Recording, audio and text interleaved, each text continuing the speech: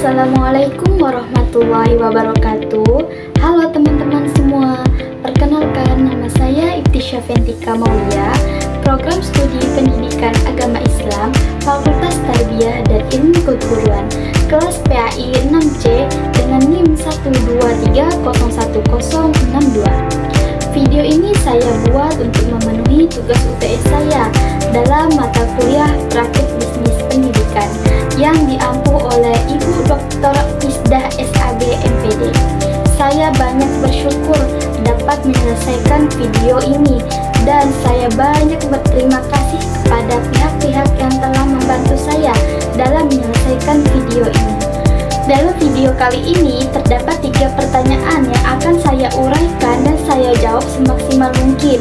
Pada pertanyaan pertama, itu ialah terkait dengan urgensi pemasaran yang efektif dalam bisnis pendidikan, serta contoh memanfaatkan teknologi informasi. Jadi, pemasaran yang efektif itu sangat berperan penting dalam bisnis pendidikan, supaya sekolah, tempat kursus, dan lembaga pendidikan itu lebih banyak dikenal oleh masyarakat setempat. Dengan demikian, pemasaran yang baik, orang tua dan juga siswa dapat mengetahui program, fasilitas, dan juga keunggulan yang dimiliki. Hal ini meningkatkan kepercayaan dan juga membuat siswa itu lebih tertarik dalam untuk mengikuti ataupun bergabung. Nah, pada zaman sekarang, pemasaran itu menjadi lebih mudah karena adanya teknologi informasi. Promosi bisa dilakukan melalui media seperti Instagram, TikTok, Facebook, maupun WhatsApp. Selain itu, lembaga pendidikan juga bisa menggunakan WhatsApp untuk bisa memberikan informasi ataupun program belajar. Contohnya seperti tempat kursus, membuat video pembelajaran singkat di TikTok. Jadi sehingga siswa itu tertarik untuk mendaftar. Baiklah, lanjut ke pertanyaan yang kedua terkait dengan satu peluang bisnis.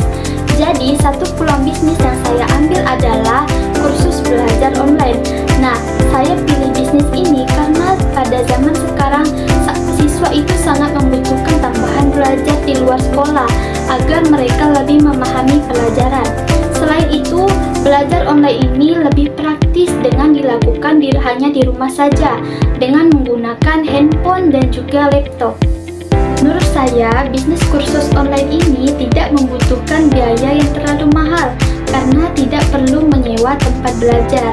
Dengan menggunakan aplikasi seperti aplikasi Zoom, Google Meet, dan juga WhatsApp, itu membantu dalam proses mengajar dan mengajar itu lebih mudah untuk dilakukan.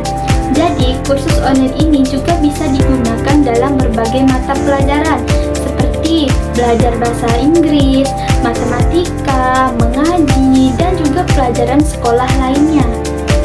Baik, lanjut ke pertanyaan yang ketiga terkait dengan tantangan peluang bisnis pendidikan di wilayah yang masih memiliki keterbatasan SDM dan SDA, serta strategi yang tepat untuk menghadapi tantangan tersebut.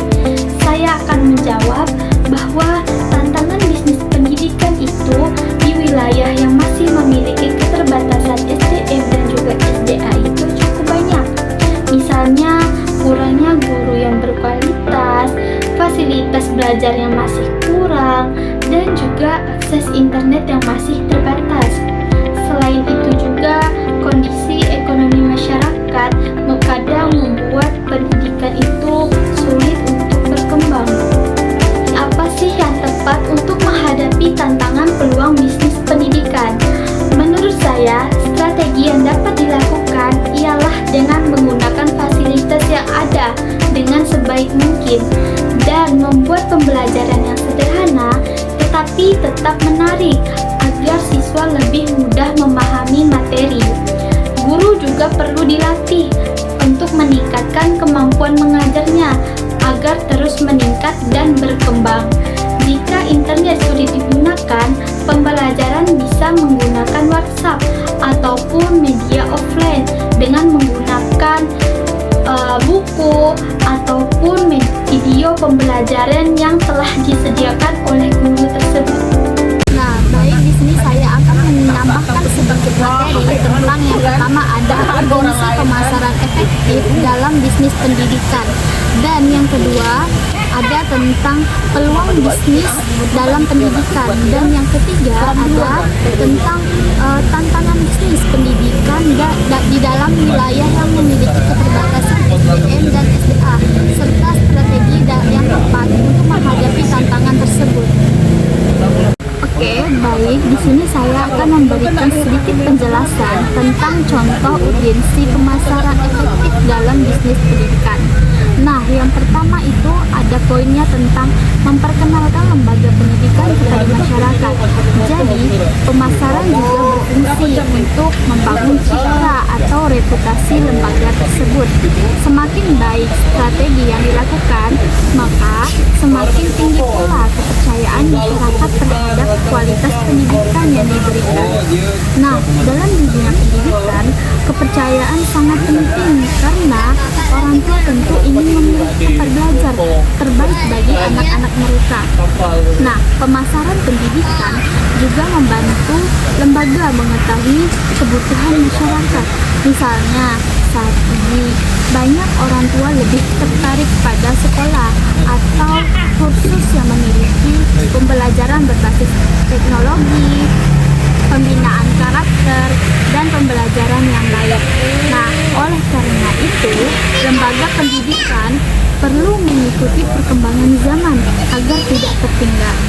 Nah, dengan adanya teknologi informasi, proses pemasaran menjadi lebih cepat, murah, dan menjangkau lebih banyak orang.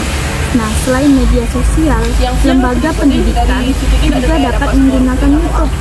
Nah, untuk membagikan video seperti video kegiatan belajar, testimoni siswa, maupun prestasi mereka di sekolah. Jadi, hal tersebut dapat menarik masyarakat karena mereka bisa melihat langsung kualitas lembaga pendidikan tersebut. Nah, yang kedua contohnya ialah dengan penggunaan Google Form atau website pendaftaran online, sehingga calon siswa lebih mudah melakukan pendaftaran tanpa harus datang langsung ke sekolah ataupun kursus. Jadi, hal ini menunjukkan bahwa teknologi informasi itu sangat membantu perkembangan bisnis pendidikan di era digital sekarang. Baik, di sini saya akan menjelaskan sedikit pembahasan dari pertanyaan yang kedua. Nah, itu poinnya ialah tentang peluang bisnis kursus belajar online. Jadi, poin yang pertama adalah kursus online juga memiliki peluang yang besar karena dapat menjangkau siswa dari berbagai daerah.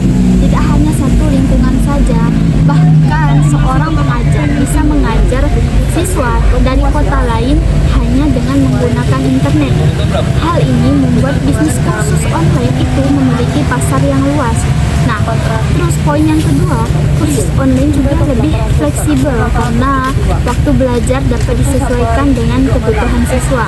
Misalnya, ada kelas malam untuk siswa yang sibuk di siang hari atau kelas akhir pekan untuk siswa yang ingin belajar tambahan. Jadi, fleksibel ini menjadi salah satu alasan mengapa banyak masyarakat itu tertarik untuk mengikuti kursus online. Nah, di samping itu juga bahwa kursus online dapat dikembangkan dengan membuat materi dalam bentuk video, e-book, ataupun kuis interaktif sehingga pembelajaran menjadi lebih menarik.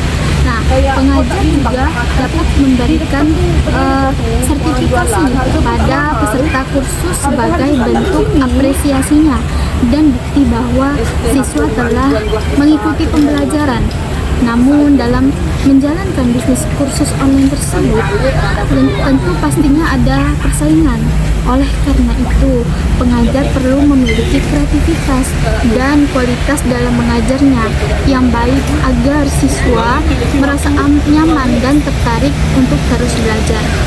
Nah, pelayanan yang ramah dan komunikasi yang baik dengan siswa maupun orang tua juga menjadi faktor penting dalam keberhasilan bisnis pendidikan. Nah, jadi yang ketiga ada tantangan bisnis pendidikan di daerah dengan keterbatasan SDM dan juga SDA. Nah, poin yang pertama itu adalah keterbatasan guru dan fasilitas. Jadi tantangan lainnya adalah kurangnya pemahaman masyarakat mengenai pentingnya pendidikan. Di beberapa daerah masih ada orang tua yang lebih mengutamakan anak untuk bekerja dibandingkan melanjutkan pendidikan. Hal ini menjadi tantangan besar bagi perkembangan bisnis pendidikan. Karena itu diperlukan kerjasama antara pemerintahan, guru, masyarakat, dan juga karena lembaga pendidikan untuk meningkatkan kualitas pendidikannya. Misalnya dengan mengadakan sosialisasi tentang pentingnya pendidikan bagi masa depan anak. Nah, dengan adanya dukungan masyarakat, bisnis pendidikan akan lebih mudah berkembang. Nah, selanjutnya apa strateginya? Strategi lain yang dapat dilakukan adalah memanfaatkan teknologi sederhana yang mudah digunakan oleh masyarakat. Misalnya, menggunakan grup WhatsApp untuk berbagai materi, tugas, dan video pembelajaran. Nah, cara ini lebih ringan dan mudah diakses dibandingkan aplikasi yang membutuhkan internet kuat. Selain itu, lembaga pendidikan dapat bekerja sama dengan pihak lain, seperti pemerintahan desa, organisasi sosial, atau relawan pendidikan untuk membantu menyediakan fasilitas belajarnya. Nah, dengan kerjasama yang baik, keterbatasan yang ada dapat sedikit demi sedikit diatasi. Sebagai calon pendidik, kita juga perlu memiliki sikap kreatif, sabar, dan peduli terhadap kondisi masyarakat. Nah, pendidikan bukan hanya tentang mencari keuntungan, tetapi juga membantu kecerdasan kehidupan bangsa dan memberikan manfaat bagi banyak orang. Jadi, kesimpulannya adalah pemasaran yang efektif itu berperan penting dalam bisnis pendidikan agar lebih diketahui oleh masyarakat. Kursus belajar online menjadi salah satu bisnis pendidikan yang baik di era sekarang. Walaupun itu banyak tantangannya, bisnis pendidikan bisa berkembang dengan dikelola dengan baik, kreatif, dan sesuai dengan ekonomi masyarakat. Mungkin hanya itu yang dapat saya sampaikan, kurang dan lebihnya saya mohon maaf. Semoga ilmu yang saya sampaikan ini bisa bermanfaat bagi kita semua. Terima kasih atas perhatiannya. Wassalamualaikum warahmatullahi wabarakatuh.